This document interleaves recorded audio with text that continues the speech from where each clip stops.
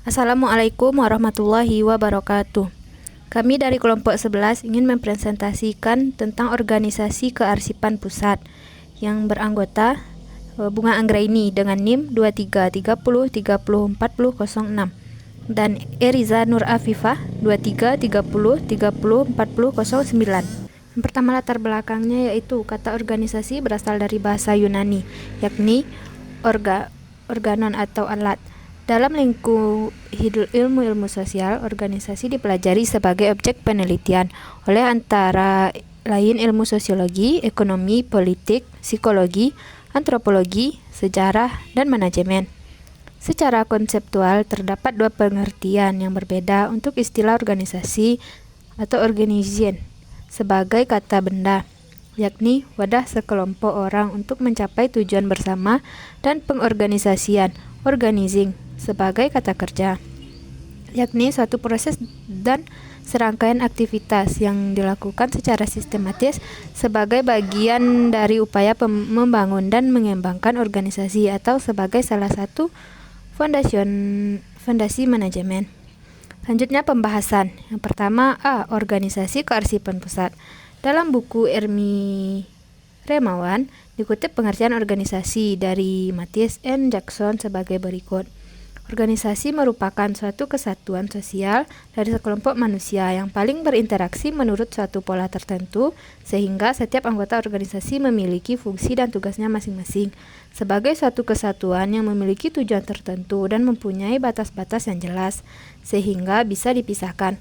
Dalam buku Malayu SP Hasibuan terdapat kutipan pengertian organisasi sebagai berikut, yaitu organisasi sebagai proses penentuan dalam pengelompokan pekerja yang akan dikerjakan, menetapkan dan melimpahkan wewenang dan tanggung jawab dengan maksud untuk memungkinkan orang-orang bekerja sama secara efektif dan mencapai tujuan.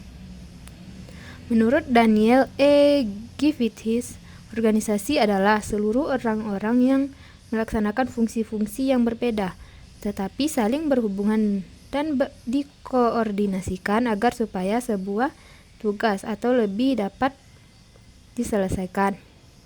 Menurut William, suatu organisasi formal adalah suatu sistem mengenai aktivitas-aktivitas yang dikoordinasikan dari sekelompok orang yang bekerja sama ke arah suatu tujuan bersama di bawah wewenang dan kepemimpinan. Selanjutnya, ciri-ciri organisasi kearsipan pusat.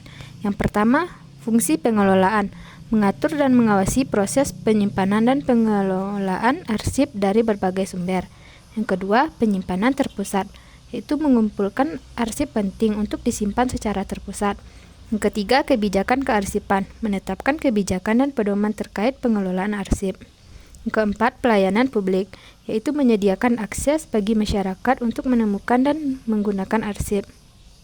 Kelima, pengembangan sumber daya, mendidik dan melatih sifat tentang praktik terbaik dalam kearsipan. Selanjutnya. Baiklah, saya Eriza Nur Afifah akan melanjutkan materi yang telah dibaca oleh Bunga Anggraini. B. Pendekatan historis. Pendekatan historis adalah suatu metode analisis yang melibatkan penelitian dan interpretasi tentang peristiwa-peristiwa masa lalu untuk memahami dan memprediksi kejadian di masa depan. Pendekatan historis adalah suatu pendekatan dalam analisis geografi yang terkait dengan sejarah masa lalu dan memprediksi apa yang akan terjadi di masa depan.